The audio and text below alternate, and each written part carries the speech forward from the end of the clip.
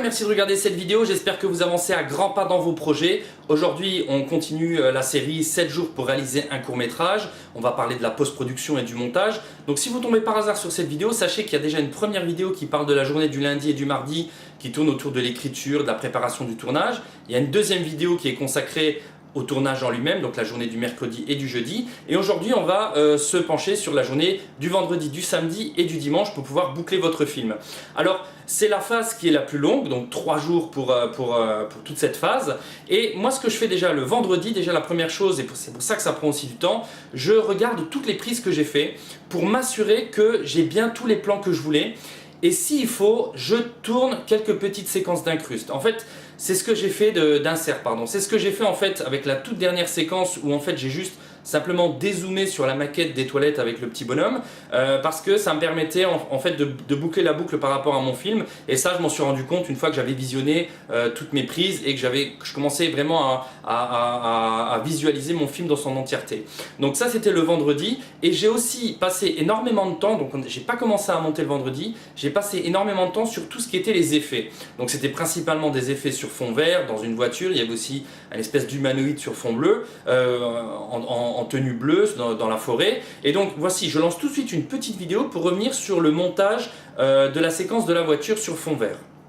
Donc le principal effet sur lequel je devais travailler, c'était le principe du fond vert et du fond bleu. Donc en fait j'ai été récupérer, d'abord j'ai travaillé sur ma séquence en voiture, j'ai été récupérer les plans que j'avais tournés donc dans mon allée et j'ai simplement utilisé avec le logiciel ce qu'on appelle l'incrustateur de couleurs et je lui ai demandé de supprimer la couleur verte. C'est vraiment le principe de la météo, c'est un effet qui est quand même assez répandu et très connu. Et donc je me suis dit que j'allais le tester pour ce court-métrage là parce que je ne l'ai jamais vraiment utilisé pour un film. Alors là il faut faire très attention parce que quand on supprime le vert, il va supprimer le vert de toute l'image. Et là j'ai vu que j'avais mis mon écran un peu trop près, mon écran vert un peu trop près et j'avais du reflet sur le tableau de bord. Mais bon, c'est pas très grave parce que la séquence ça va tellement vite que les gens ne font même pas forcément vraiment attention. Et là en fait je travaille sur la texture que je vais utiliser pour remplacer ma couleur verte. Alors là j'ai pris un peu n'importe quoi, hein. J'ai pris voilà, un bout de l'allée de mon jardin. Et ce que j'ai fait c'est que j'ai rajouté tous les effets que je pouvais, des flammes, des lumières, de n'importe quoi.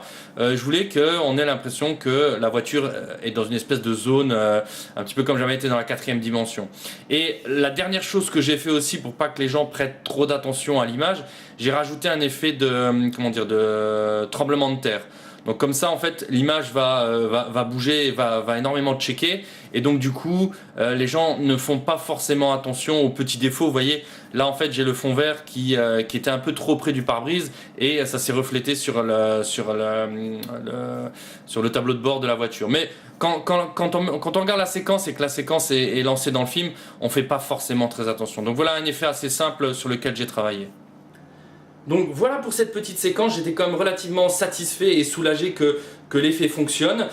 Ensuite, je me suis penché, ça a pris énormément de temps parce qu'en fait, quand vous faites des tests comme ça, la plupart du temps, vous attendez que votre ordinateur génère la vidéo et donc il y a beaucoup de flottement en fait. Et c'est pour ça que 3 jours, c'est pas, c'est beaucoup et en même temps, c'est pas beaucoup pour éditer votre film. Après, ça dépend aussi de la puissance de votre ordinateur. Mais là, moi, je savais qu'en 3 jours, je pouvais très bien monter mon film.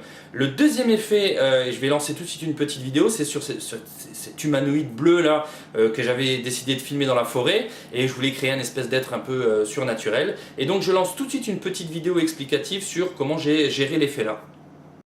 Alors pour le bonhomme dans la forêt, c'est un peu le même principe que ce que j'ai fait tout à l'heure avec la voiture, sauf que là c'est l'inverse. Au lieu de supprimer tous les éléments qui sont autour, je vais supprimer les éléments à l'intérieur. Donc c'est pour ça que j'avais mis une combinaison bleue, c'était pour pouvoir supprimer la couleur bleue. Et quand je demande à mon logiciel de supprimer le bleu, en fait du coup il n'y a plus qu'une ombre qui apparaît. Au départ j'étais tenté pour garder cet effet là parce que je voulais pas que ça fasse Predator et que ça fasse transparent, qu'on voie la forêt. Et donc j'ai travaillé là-dessus et après j'ai travaillé sur différentes textures. L'idée c'était de créer un être un peu surnaturel. Et là on le voit avec une texture rouge. Au final je crois que j'avais pris une texture bleue pour le film. Et pour moi le tour était joué, l'effet fonctionnait quoi.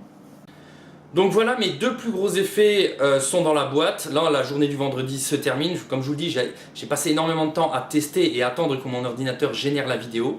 Et donc en fait, le samedi, j'ai ensuite commencé à monter mon film à proprement parler. Alors ce que j'ai fait, c'est que j'ai vraiment traité séquence par séquence. Je me suis dit, je vais d'abord monter ma séquence de la forêt. Je vais générer le fichier. Je vais monter la séquence dans la salle de bain, je vais générer le fichier. Et ainsi de suite, dans la voiture, dans la brume, la dernière avec le gourou là. Et ensuite, j'avais plus qu'à coller toutes ces séquences bout à bout. Alors je vais juste vous lancer une petite vidéo pour vous montrer, vous expliquer, pour vous montrer, on va dire visuellement comment que ça se passe. Et je vous retrouve tout de suite après. Donc voilà, après j'ai vraiment monté mes séquences les unes après les autres. Là par exemple c'est la séquence du gourou, que j'avais appelé la séquence du gourou. Et comme j'avais tourné, on va dire chronologiquement, le montage était assez rapide. J'avais juste à vraiment poser toutes les images côte à côte, à mettre des petits effets de transition et c'était joué. Donc après j'ai généré toutes ces séquences là. Donc là vous voyez j'en ai, bon là il y en a 4 mais normalement il y en a 3. Donc là je faisais un petit check pour voir si ma séquence fonctionnait, était bien montée. Des fois il peut y avoir des bugs avec des sauts d'images. Et ensuite ce que j'ai fait, simplement j'ai vraiment collé toutes mes séquences bout à bout pour avoir mon film en entier. Donc là vous voyez, là c'est mon film en entier. La dernière petite chose que je fais moi quand tout ça c'est terminé, je rajoute deux éléments, enfin je travaille sur deux éléments. Le premier c'est donner un aspect cinéma à mon image. Alors ce que je fais, je rajoute les bandes noires en dessous en bas et en haut de l'image. Alors ce que j'avais fait c'est que j'avais dessiné, voilà, j'avais dessiné, ça c'est une image en fait, c'est un truc que j'ai dessiné sur Paint. Et ce que je fais, c'est qu'avec l'incrustateur de couleurs, je demande à supprimer le vert et on voit plus que les bandes noires en haut et en bas. Et du coup, ça me donne l'impression qu'on est un format un peu 16/9 scope et je trouve toujours que ça renforce l'effet cinéma. Là, ce que je fais, la dernière chose, c'est que je travaille sur les filtres. Donc là, vous voyez, j'ai plein de filtres qui sont prédéfinis. Il me suffit juste de sélectionner le filtre que je veux pour cette séquence en fonction si c'est un rêve. Alors je vais mettre un truc un peu plus, comment dire, qui va être un peu plus flouté. Si jamais je veux un truc un peu plus film, il va rajouter du vignettage du côté et tout ça. Et jusqu'à ce que je trouve l'image et le ton que je voulais vraiment appliquer à cette séquence-là. Donc voilà, j'ai mon film qui est monté. Peut-être la petite chose que j'avais pas précisé, c'est aussi le temps que j'ai passé aussi à, comment dire, à traiter le son. Donc pour le coup, il n'y avait pas de dialogue, donc ça m'arrangeait vachement et ça m'a fait gagner énormément de temps. Mais j'ai une bibliothèque avec des sons comme ça, de bruitage que j'utilise pour pouvoir donner un petit peu de, comment dire, pour créer un sursaut, pour créer une ambiance dans mon film. Et je compose moi-même aussi ma musique, même si là pour le coup j'avais pris des musiques qui étaient composées par des potes. Là il y a la musique de fin, le petit truc de boîte à musique, ça c'est Jean-Marc, la guitare électrique, ça c'est Patrick. Et sinon tous les autres trucs c'est des vidéos, des musiques que moi j'utilise Magix Music et je compose avec une beatbox comme ça, des petites musiques que je peux après comme ça replacer dans mes films. Donc voilà pour le montage à proprement parler, et mon film est terminé. Donc ça m'a pris le samedi et le dimanche pour faire le montage et j'avais mon film qui était prêt à mettre en ligne le dimanche soir. Donc voilà, j'espère que cette vidéo vous a été utile, qu'elle va vous apprendre des choses ou qu'elle va vous donner envie aussi de vous lancer ce petit défi.